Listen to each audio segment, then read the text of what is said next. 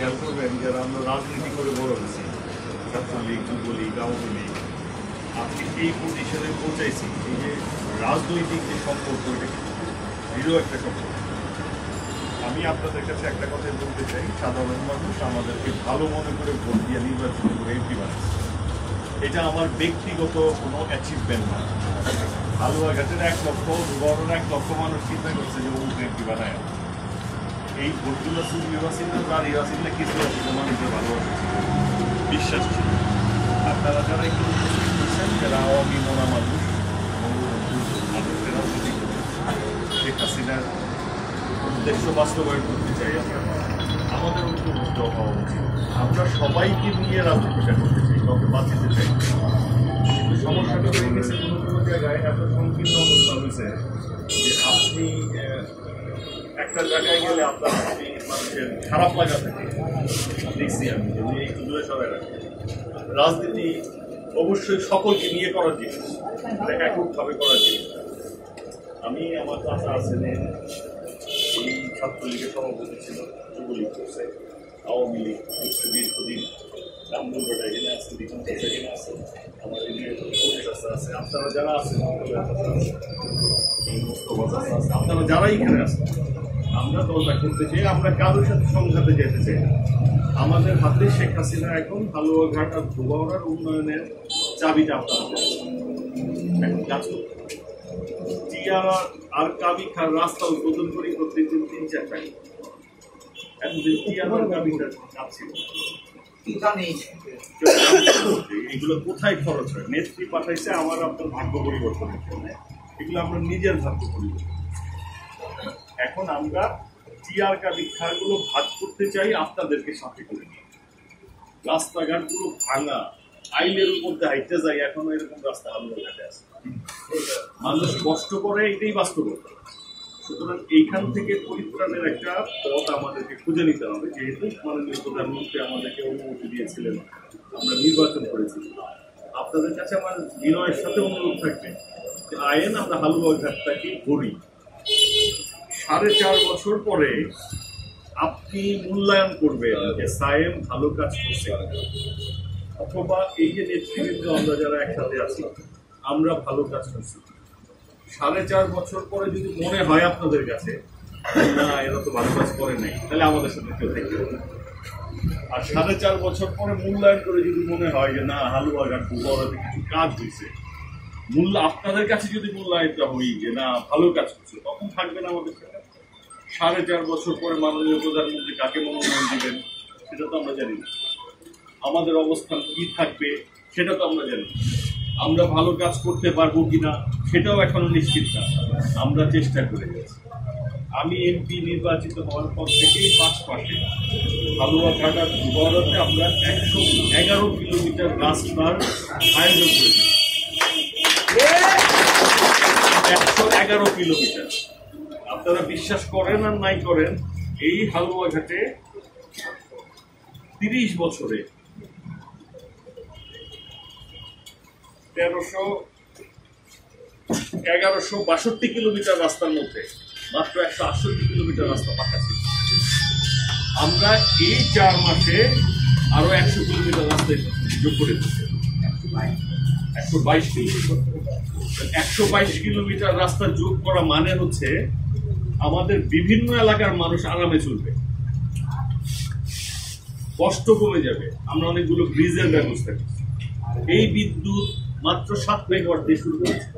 মাত্র আজকে আপনি বিদ্যুৎ পাচ্ছেন 26 মেগাওয়াট 2 উপজেলা। আমরা একটা গতানুগতিক পরিবর্তন নিয়েছি। এগুলো আমার ব্যক্তিগত কোনো অ্যাচিভমেন্ট না। আমরা মাননীয় প্রধানমন্ত্রীর কাছে গেছি, মন্ত্রী মহোদয়দের সাথে দেখা করছি, সংসদে কথা বলছি, মন্ত্রীরা আমাদের কথা শুনছেন এবং তারা আমাদেরকে মূল্যায়ন করছেন। আমাদের এখনো হাজার হাজার কাজ। 2 উপজেলাতে আমরা 2 উপজেলা মিলায়া আমরা 288 কিলোমিটার রাস্তা পাকা করছি। এখনো 1350 কিলোমিটার রাস্তা কাঁচা আছে। এগুলো পাকা করতে হইলে আমাদেরকে দিন রাত কাজ করতে, এবং আমরা সেটাই করছি। অন্তত পক্ষে যদি আমরা আরো 300 বা 400 বা 500 কিলোমিটার রাস্তা যোগ করে দিতে পারি, তাহলে হালুয়াঘাট লোয়ারের মানুষ কারাগার। আমাদের লক্ষ্য হচ্ছে সেইটি। সুতরাং রাজনীতি আমরা করি, আমরা নতুন আওয়ামী লীগ না, আমরা ছাত্রলীগ করছি, যুবলীগ করছি, আওয়ামী লীগ করে আজকেই পর্যায়ে। সুতরাং আপনাদের কাছে বিনয়ের সাথে আমার অনুরোধ থাকবে, আমার নেতারা এখানে যারা বসে আছেন, আমার সবাই মুরব্বী এখানে যারা আছেন, আমার জাহাঙ্গীর চাচা, আমার সম্পর্ক, উনি আমার আত্মীয়, উনি আমার চাচা, আমার হাতি যে এখানে কামরুল চেয়ারম্যান করেছেন, আমার আরেক চাচা নিপুণ চাচা আছেন, কোদালের চাচারা আছেন, মোস্তফা চাচারা আছেন, ওনারা সবাই মিলে একটা গতানুগতিক পরিবর্তন চাইছে যে না, এইভাবে তো হালুয়াঘাট চলতে পারে না, হালুয়াঘাটকে আরেকটু ভালো রাখতে হবে, আরেকটু ভালো রাখতে হবে। এমন অনেক ইউনিয়ন আছে, অনেক জায়গা আছে, আপনি পায়ে হেঁটে যেতে পারবেন। এখনো হালুয়াঘাটে আছে, ধুবাউড়ার অবস্থা আরো ভয়াবহ। এখনো আইলের উপর দায়িত্ব যায় না, একটা মোটরসাইকেল নিয়ে যাওয়ার অবস্থা নাই। সুতরাং এই গুরু দায়িত্বটা আমাদের উপরে এসে যাচ্ছে। সুতরাং ডেভেলপমেন্টটা এখন আমাদের করতে হবে এবং আমরা নামছি না। এখন আপনি আমাকে কিন্তু হাসি দিয়েই আমার সাহস বাড়াইতে পারেন। আপনি যখন আমার দিকে হাসবেন, বাবা যাও আগাও আসি, এটাই কিন্তু আমার সাহস বাড়ে। সুতরাং আপনাদের কাছে বিনয়ের সাথে বলতে চাই যে আপনারা আমাদের উপর বিশ্বাস করেছেন, বিশ্বাসটা রাখবেন, এটাই আমি বিশ্বাস করি। 4.5 বছর পরে মূল্যায়ন করি যে না, আমরা কি ভালো। ওইখানে এই আজকে যে কথাটা বলতেছে, ওই দিন যদি এখানে দাঁড়িয়ে আমি বলি যে না, এখন 300 কিলোমিটারের জায়গায় আমি 5 বছরে 700 কিলোমিটার রাস্তা পাকা করে ফেলছি, তখন আপনারাই বলবেন যে না, আমরা তো কাজ করেছি। অনেকগুলো ব্রিজ কালভার্ট আমরা করে ফেলেছি, তখন আপনিই বলবেন যে না, আমরা তো কাজ করেছি। এই যে একটা বন্যা হয় আমাদের এখানে, ফাস্ট ফ্লাড, আমাদের নদীগুলোর নাব্যতা হারাই গেছে। 2,500 কোটি টাকার একটা প্রকল্প জমা দিয়েছি মাননীয় প্রধানমন্ত্রীর কাছে, নেতাই নদী 35 কিলোমিটার বাঁধ বেঁধে দেওয়ার জন্য। আমাদের সুজানের যে নদীগুলো নেমে এসছে, প্রত্যেকটা নদীর নাব্যতা ফিরে দিতে চাচ্ছি আমরা, যাতে পানি পাহাড় থেকে নেমে সরাসরি কংসে চলে যায়। আমরা এই চেষ্টাগুলো করছি। কংসের 22 কিলোমিটার বাঁধ প্রায় 2,500 কোটি টাকার প্রকল্প মাননীয় প্রধানমন্ত্রীর সামনে আমরা উপস্থাপন করেছি। এখন আপনি কি করবেন, এটা যদি আপনি না জানেন তা আপনি কাজটা করবেন না। আমাদের নেতৃত্বে যারা ছিলেন তারা এটা জানতোই না আসলে করতে হবে। আমরা এগুলো খুঁজে খুঁজে বের করেছি। আমার বাবা ধান, আমি একজন নিজে গেরস্থ, আমার বাবা ধানটা যখন পানিতে ধুয়ে নিয়ে গেছে, তখন কিন্তু আমার চিন্তা হয়েছে তখন থেকে যেটা কিভাবে রক্ষা করা যায়, কিভাবে বাবা ধানটা এক ফসলি জমি কিভাবে 2 ফসলিতে পরিণত করা যায়। এই চিন্তা কিন্তু আমার মাথায় ঢুকেছে যে না হলে কিন্তু কৃষক বাঁচবে না। আমি যখন 1 ফসল পেতাম, আমার অর্থনৈতিক অবস্থা একরকম ছিল। আমি যখন 2 ফসল পেয়েছি, আমার অর্থনৈতিক অবস্থা কিন্তু পরিবর্তন হয়েছে। সকল কৃষকের জন্যই এটা পরিবর্তন করবে। হালুয়াঘাটে 85 জন মানুষ কৃষিজীবী এখন। সুতরাং তার ভাগ্য পরিবর্তন যদি আমরা করতে না পারি, তাহলে আমি আপনাকে ভালো রাখবো কেন? এই যে দেখেন, একটা হাতি 9 জন মানুষ পেরে ফেলেছে, 9 জন আজকে পর্যন্ত। গত 3 বছর আমি উপজেলা পরিষদের চেয়ারম্যান থাকার পরেও 9 জন মানুষ, এবং এখন যে মানুষ হাতি মানুষ মারার যে মানে যেভাবে হত্যা করছে মানুষকে, শরীরের অঙ্গ প্রত্যঙ্গ আল্লাহ করে এত ক্ষিপ্ত হয়ে গেছে। এটা যদি আমরা ন্যাশনালি না তুলি, সংসদে কথা না বলি, মাননীয় প্রধানমন্ত্রীর কাজ পর্যন্ত না দিই, তাহলে এটা বন্ধ করা যাবে না। 1 কিলোমিটার সোলার ফেন্সিং করতে আমাদের খরচ 80 লক্ষ টাকা। আমাদের সীমানা আছে 44 কিলোমিটার। এখন 44 দিয়ে 80 লক্ষ টাকার গুণ দেখতে কত দিয়ে লাগে, অন্তত প্রায় 35 কোটি টাকা। এটা যদি আমরা সোলার ফেন্সিং করে ফেলতে পারি, তাহলে হাতিয়ার এদিকে আসবে। এইগুলো কাজ তো আপনাকে বুঝতে হবে, জানতে হবে। আমরা সকল কাজ বুঝিয়েছি। এই 4 মাসে আমরা পরিকল্পনা করেছি সকল নেতৃবৃন্দকে সাথে নিয়ে, যে আমরা আসলে এখন কি করতে চাই। হালুয়াঘাটে একটা বাইপাস আমরা এখনো করতে পারি। অথচ দেখেন, যেখানে শেখ হাসিনা 1.5 লক্ষ কোটি টাকা খরচ করে রূপপুরের পারমাণবিক চুল্লি বানায়, 30,000 কোটি টাকা খরচ করে পদ্মা সেতু বানায় নিজের অর্থায়নে, সেখানে এগুলো তো কোনো টাকাই না। কিন্তু আমরা মাননীয় প্রধানমন্ত্রীর সামনে উপস্থাপন করতে পারি নাই যে আসলে আমাদের প্রয়োজন। এটাই ছিল আমাদের সবচেয়ে বড় দুঃখের ব্যাপার। আমি আমার জমি বা জাহাঙ্গীর সাহেব তার বাপের জমি বেচাতে এগুলো করা যাবে না। মাননীয় প্রধানমন্ত্রীর কাছ থেকেই এগুলোকে নিয়ে আসতে হবে এবং এই নিয়েই কাজগুলো করতে হবে। এবং আমরা চেষ্টা করছি এই সকল পরিকল্পনা মাননীয় প্রধানমন্ত্রীর সামনে উপস্থাপন করব। আপনারাই আমাকে সুযোগ সৃষ্টি করে দিয়েছেন, এখন আমি মাননীয় প্রধানমন্ত্রীর সামনে বসে কথা বলতে পারি, ওনাকে বুঝাতে পারি, ওনাকে বলতে পারি যে মাননীয় প্রধানমন্ত্রী আমাদের এই প্রয়োজনগুলো আছে, এই প্রয়োজনগুলো রয়েছে। আপনারাই আমাদেরকে সেই সুযোগ সৃষ্টি করে দিয়েছেন। এখন যদি আমি রাত দুপুর 3টা পর্যন্ত ঘুমাই, আপনার সাথে দেখা না করি, আপনার কাজে না লাগি, তাহলে এই এমপি তো আগের কি হয়ে গেল। তাই আমরা চেষ্টা করছি সকাল 9টা থেকে রাত 12টা পর্যন্ত যতটুকু সার্ভিস দেওয়া যায় আমরা দিয়ে যাচ্ছি। গত 4.5 বা 5 মাসে আমাদেরকে খুঁজে পান নাই এমন লোক হালুয়াঘাট বা দুর্বলতে নাই। আমরা ছিলাম 24 ঘন্টাই ছিলাম এবং আমরা এই 24 ঘন্টাই থাকতে চাই আগামী 4.5 বছর। তাদের কাছে শুধু একটা জিনিস আহ্বান করি, আমাদের প্রতি একটু সজাগ দৃষ্টি দিবেন। আপনাদের হাসি মুখটা দেখতে চাই, তাহলে আমাদের উৎসাহ বাড়বে, উদ্দীপনা বাড়বে। আর যদি আমাদের বিরুদ্ধে কোনো অভিযোগ করেন, আমরা কোনো দুর্নীতির সাথে যুক্ত আছি বা জড়িত আছি, আমাদেরকে বলবেন, আমরা এটাকে আটকানোর চেষ্টা করব। প্রত্যেকটা মানুষের জীবনের একটি চাহিদা থাকে, যে এই চাহিদাকে আটকে দিতে পারে সে সফলতা অর্জন করে। কারণ এখানে যারা আছি প্রত্যেকটা মানুষ কবরে যাব। হাজার হাজার কোটি টাকার মালিক সেও কবরে যায়, একজন রিক্সা চালক সেও কিন্তু কবরে যায়। একটা টাকা হাতে করে কেউ নিতে পারে।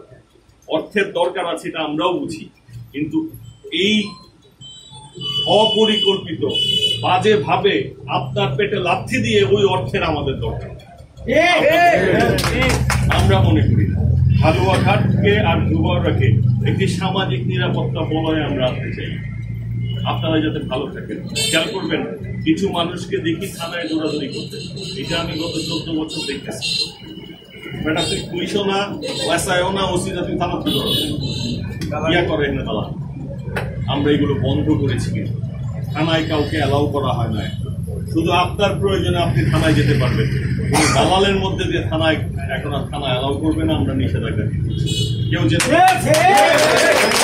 আপনাদের কাছে আমার অনুরোধ, আমাদের এই নেতৃত্ব যেদিকে যাবে ওই নেতৃত্বের সাথে থাকবেন। আমি এটা বিনয়ের সাথে অনুরোধ করছি। একটি ছোট্ট ঘটনা ঘটেছে উপজেলা পরিষদের নির্বাচনে, হয়তো আপনারা বুঝতে পারেননি বা আমি আপনাদেরকে বোঝাইতে পারি নাই, আমি বক্তৃতা করতে পারি নাই আপনাদের সামনে। এটি ছিল ওই নির্বাচনের পরাজয়ের মূল কারণ। আমি যদি বুঝিয়ে বলতে পারতাম, আমি যে 68,000 ভোট পেয়েছিলাম, ওই 68,000 ভোটই আমাদের থাকে। কিন্তু আমি এমপি হওয়ার কারণে আমি তো যেতে পারি নাই আপনাদের কাছে। আমাকে নিষেধাজ্ঞা দেওয়া হয়েছে যে এমপিরা নির্বাচনে অংশগ্রহণ করতে পারবে না, প্রচারণায় যেতে পারবে না। এই কারণে কিন্তু আমি আপনাদের দ্বার প্রান্তে বুঝতে পারি না। যদি বুঝতে পারতাম তাহলে আজকের ইতিহাস কিন্তু অন্যরকম। যা হয়েছে হয়েছে। যারা নির্বাচিত হয়েছেন তাদেরকে আমরা সবসময় সাধুবাদ জানিয়েছি। আপনি ভোট দিয়েছেন, আমাকে দিয়েছেন, আপনি আরেকজনকে দিয়েছেন। আমি যদি তাকে অসম্মান করি তাহলে তো আমি আমাকে অসম্মান করি। সুতরাং উপজেলা পরিষদ তার গতিতে চলবে, ইউনিয়ন পরিষদ তার গতিতে চলবে, সংসদ সদস্য তার নেতৃবৃন্দকে নিয়ে তার গতিতে চলবে। সবার লক্ষ্য একটি, আপনার ভাগ্যের পরিবর্তন করে দেয়া, আপনার জীবনের সাথে একটি ভালো কিছু যোগ করে দেয়া। যে এটাই শান্তি পাই যখন দেখি আমাদের বিদ্যুৎ যায় না, কম যায়, কম পড়ে, এটি আমাদের সফলতা আমরা মনে করি। আমরা মনে করি যে না, এটি আমাদের জন্য ভালো। আগামীতে পরিষ্কার থাকেন, আমরা যে 20 মেগাওয়াট বিদ্যুৎ সরকারের কাছে চেয়েছি এটাই পাবো। আর 4 মেগাওয়াট হইলে 30 হয়ে যায়। তখন আর হালুয়াঘাট বা ধুয়ারা তার বিদ্যুৎ যাবে না। আমরা চেষ্টা করেছি ইতিমধ্যেই, আমরা ঘুষবেড়ে একটি সাবস্টেশনের জন্য জায়গা কিনে ফেলেছি। আমরা মুন্সিরহাটে একটি জায়গা কিনে ফেলেছি, সাকুয়া একটি খুঁজতেছি, এখনো পাইনি, আমরা পেয়ে যাবো আশা করি। এই 3টা সাবস্টেশন যদি করে ফেলতে পারি তাহলে দেখবেন বিদ্যুৎ আপনার জন্য আর কষ্টের কারণ হবে না। আমরা ইতিমধ্যেই নৌকা যে আমাদের সাবস্টেশনটি রয়েছে এটি আধুনিকরণ করেছি। একটা ট্রান্সফরমার বসিয়েছি গত সপ্তাহে। এই ট্রান্সফরমারের দাম 2.5 কোটি টাকা।